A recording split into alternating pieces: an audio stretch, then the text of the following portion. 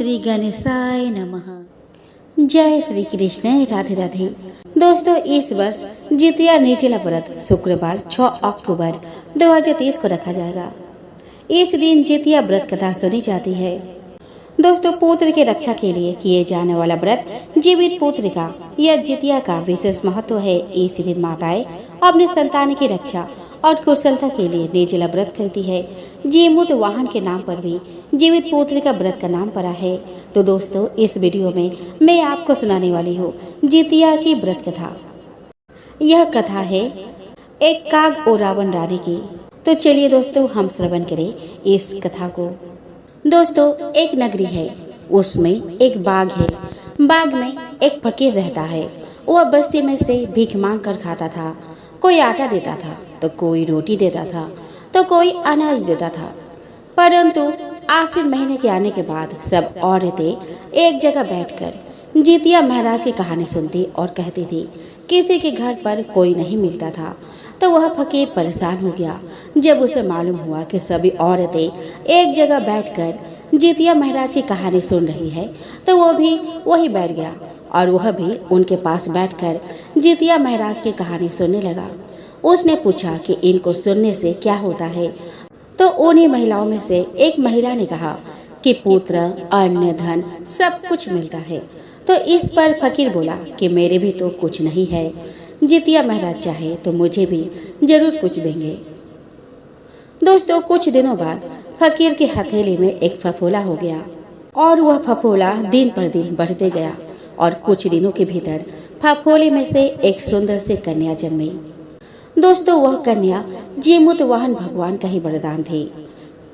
फकीर ने बाग में एक पेड़ पर कन्या के लिए झूला लगा दिया और उसको झूला झूलाता था और झूला देते हुए बोलता, झूलो मारी नान बाई, झूलो मारी फूला भाई, तेरी शादी तो मैं राजा के घर पर कराऊंगा। चूँकि वह कन्या जीमूत वाहन भगवान का वरदान थी तो वह जल्दी जल्दी बड़ी होने लगी और बहुत ही खूबसूरत दिखती थी। कन्या के बड़ी होने के कुछ समय पश्चात बाग में एक राजा घूमने आए थे। घूमने आए हुए राजा ने कन्या को देखा और मन में सोचा कि यह कन्या कितनी खूबसूरत है, इससे तो मैं शादी करूंगा, सिर्फ मैं ही इससे शादी करूंगा। राजा ने जब पता करवाया कि यह कन्या किसकी है तो उसे पता चला कि यह तो फकीर की कन्या है। राजा ने फकीर को बोला कि तुम्हारी कन्या से शादी करना चाहता हूँ। इस पर फकीर बोला कि आप तो राजा है और मैं तो गरीब हूँ। मैं गरीब फकीर कैसे आपसे मेरी कन्या की शादी करा दूँ? मैं आपसे शादी नहीं करा सकता। राजा नहीं मानता है और वह फकीर से कहता है कि मुझे तो तुम्हारी कन्या से ही शादी करनी है। फकीर अपनी कन्या की राजा से शादी करने को तैयार हो गया और राजा ने तो उस फकीर की बेटी से शादी कर ली। राजा की रानियां तो पहले से ही थी, पर कुंवर किसी भी रानी के नहीं थे। नई रानी ज्यादा सुंदर थी तो राजा उससे ज्यादा खुश रहते थे और उसको दूसरी रानियों से ज्यादा चाहते थे। कुछ दिनों बाद जीमूत वाहन भगवान की कृपा से रानी गर्भवती हुई और राजा के व्यापार के लिए दूसरे देश जाने का समय आया। तो रानी बोली कि आपके जाने के बाद मेरा ध्यान कौन रखेगा? मेरे से दूसरी रानियां थोड़ी नाराज रहती है। राजा ने बोला कि सबसे बड़ी रानी है, वो थोड़ी समझदार है, मैं उसको जिम्मेदारी देकर जाऊंगा और मेरे को कुछ निशानी दे दो ताकि मुझे भी पता लग जाएगा। रानी ने गुलाब की कली निशानी के रूप में राजा को दे दी। 9 महीने पूरे होने पर बड़ी रानी ने दाई माँ को पैसे देकर समझा दिया कि अगर इसका लड़का हो जाएगा तो राजा हमको अच्छा नहीं रखेंगे। उसको बोलना कि राजा के यहाँ ऐसा नियम है कि आंखों पर पट्टी बांधकर बच्चे को जन्म देती है और तू बच्चे को भैंस को खिला देना। दाई माँ ने ऐसा ही किया और छोटी रानी से कहा कि राजा के कहा कुंवर लिखा है, राजा के कुंवर भाग्य में होता तो दूसरी रानियों के भी तो होता।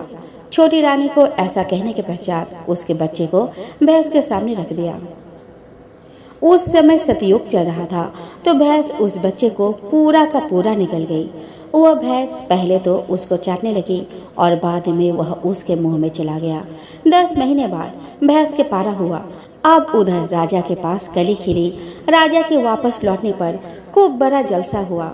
राजा तो भूल ही गए थे कि उसके 7वीं रानी भी है और दूसरी रानियों ने उस 7वीं रानी को चमड़े के कपड़े पहनाकर एक बांस की लकड़ी देकर महल के ऊपर कोवे उड़ाने वाली बना दिया था। जब भैंसा कुछ बड़ा हुआ तो किसी और को तो नहीं, लेकिन बड़ी रानिया को भेटिया मारता था। बड़ी रानी ने सोचा कि यह तो वही दुश्मन है। बड़ी रानी राजा से बोली कि इस भैंस को मरवा दो, यह सबको भेटिया मारता है। नौकरों को पारा मारने के लिए भेज दिया और बोली कि इसको मारकर आंखें निकाल कर आना। वह लोग उसके मारने के लिए दूसरे शहर ले गए। दूसरे शहर के राजा की लड़की को घर में बैठे बैठे सब दिख रहा था। उसको पुराना आगे पीछे का सब पता चलता था। राजकुमारी उन आदमियों से बोलती है कि यह पारा मेरे को दे दो। तो वो लोग बोले कि नहीं, हमको तो इसको मारना है। तो बोलती है, इस मासूम पारे को क्यों मारते हो, इसको मुझे दे दो। नौकर बोलते हैं कि हमको इसको मारने का हुक्म मिला है और इसकी आंखें सबूत के तौर पर दिखानी है। तो इस पर लड़की बोलती है कि जा, कोई भी जानवर मरा हो उसकी आंखें लेकर चले जाओ। राजकुमारी उस पारे को प्रतिदिन हरी हरी अच्छी घास खिलाती, चांदी के बर्तन में पानी पिलाती थी और उसको बहुत अच्छा रखती थी। कुछ समय पश्चात एक दिन उस राजकुमारी के पिता राजा को विचार आया कि अब मेरी राजकुमारी भी बड़ी हो गई है, उसके लिए अच्छा वर ढूंढना चाहिए।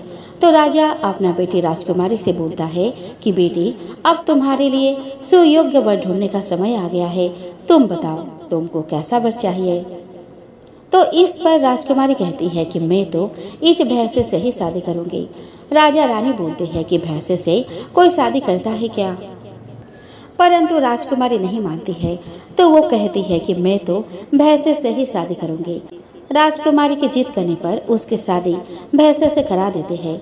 एक दिन राजा शिकार खेलकर घर आए तो गोखरे में राजकुमारी के साथ रात को किसी कुंवर को बैठा देखा तो डर गए कि राजकुमारी किस कुमार से बातें कर रही है। राजा ने रानी से बोला कि अपनी राजकुमारी किसी कुमार से बातें कर रही है। रानी ने कहा कि अरे हाँ, मैं तो बताना ही भूल गई थी, अपनी राजकुमारी तो बहुत ही समझदार है। अपनी राजकुमारी ने जिस पारे से शादी करी थी ना, उसमें से रात को एक सुंदर सा कुंवर निकलता है और सुबह होते ही वह कुंवर पारे के खोली में चला जाता है। राजा राजकुमारी से बोलता है कि आज कुंवर से पूछना कि उसकी खोली कैसे बदली जा सकती है। राजकुमारी के पूछने पर कुंवर बोलता है कि अरे, मेरी खोली तो सहज में ही बदली जा सकती है, परंतु थोड़ा सा ध्यान रखना पड़ेगा। वो कहता है कि संतिया की गठरी मंगवा ले, दही दूध के घड़े भरवा ले, गुलाब जल और पानी के घड़े भरवा ले। जब मैं खोली पहनूं तो जल्दी से संतिया मेरे खोली में डालकर उसे जला देना, और जब मैं जलू जलू बोलने लगूं तो दही दूध, गुलाब जल और जल से भरे घड़े मुझ पर डाल देना। इस प्रकार मेरी खोली बदली जा सकती है। अगले दिन उन्होंने इसी तरह से खोली बदलवा ली और उसमें से सुंदर कुंवर निकला। अब कुछ दिनों बाद कुंवर बोले कि अब हम भी हमारे महल जाना चाहते हैं, हमारे भी पूरा परिवार है, माँ, पिताजी, राजपाट सब है।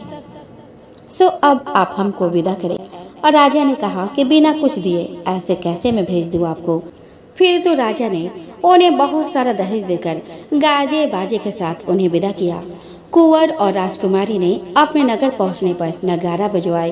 राजा ने सोचा कि कोई दूसरा राजा चढ़ाई करने आया है, तो वह अगवानी करने हाथ जोड़ कर आए। कुंवर ने कहा कि आज का खाना मेरी तरफ से है, आप ढूंढे पिटवा दीजिए कि नगरी में सब लोग खाना खाने आवे, कोई भी चूल्हा नहीं जलावे। पूरा नगर खाना खाने आया। कुंवर कहता है कि महल में से कोई भी बचा तो नहीं है। तो रानी बोलती है कि और तो कोई नहीं है, एक काग उरावन है, उसके लिए तो कोई भी खाना पहुंचा देगा। तो इस पर वह कुंवर बोलता है कि नहीं नहीं, वह जिस भी हालत में है उसको लाना पड़ेगा, तभी मेरी प्रसादी पूरी होगी। फिर राजा के सातवीं रानी, जिसको बड़ी रानी ने काग उरावन बना दिया था, उसको लेकर आए। कुंवर ने राजकुमारी को इशारा किया कि यही मेरी असली माँ है। रानी, कुंवर और राजा की नजर मिलते ही रानी की चोली चीरकर दूध कुंवर के मुंह पर जा गिरा। 9 महीने तो माँ के पेट में रहा, 10 महीने भैंस के पेट में रहा, पर अब जाकर माँ का दूध उसे मिला। राजा सोचने लगा कि यह क्या रचना हो रही है। उधर इस घटना के बारे में जब बड़ी रानी को पता चला तो वह सोचने लगी कि हो ना हो यह कुंवर वही दुश्मन दिखता है। फिर कुंवर ने राजा को सारी बात बताई कि याद करो, आपने फकीर की बेटी से शादी करी थी, फिर आप व्यापार के लिए परदेश चले गए। उस समय आपकी सातवीं रानी गर्भवती थी। उसने आपसे कहा भी था कि वह अकेले कैसे रहेगी, तो आपने कहा कि कुछ निशानी दे दो। तो फिर रानी ने आपको गुलाब की कली भी दी थी। आप सातवीं रानी को बड़ी रानी के भरोसे छोड़कर गए थे कि वह समझदार है, इसका ध्यान रखेगी। इन्होंने तो ऐसा ध्यान रखा कि जन्म लेते ही दाई माँ को सीख देकर पैसे खिलाकर भैंस के सामने रखा दिया। भैंस पूरा निगल गई। 10 महीने बाद भैंस के पारा हुआ। बड़ी माँ के कहने पर आपने पारे को जंगल में मारने के लिए भेज दिया। यह तो इस कन्या को सब पता चलता था। वो आगे पीछे सबके बारे में यह जानती थी, क्योंकि यह जीमुद वाहन की वरदान है जिन्होंने मेरी जान बचाई। फिर तो राजा को सारी बात याद आ गई। कुंवर को राजगद्दी पर बिठाया गया। पूरा नगर खुश हो गया, क्योंकि कुंवर सजो आ गए थे और खड्डे खुदवा कर 6 रानियों को जमीन में गिरवा दिया गया और उस पर घोड़े घुमवाए गए। हे जीमुद वाहन भगवान जी, हम यही प्रार्थना करते हैं कि जैसे फकीर के बेटे के ऊपर मुसीबत आई वैसे किसी के ऊपर नहीं आवे, और जैसे आपने फकीर के बेटी के बच्चे का रक्षा किया वैसे सब मावों के पुत्र की रक्षा करे। तो बोलो जीमुद वाहन भगवान की जय।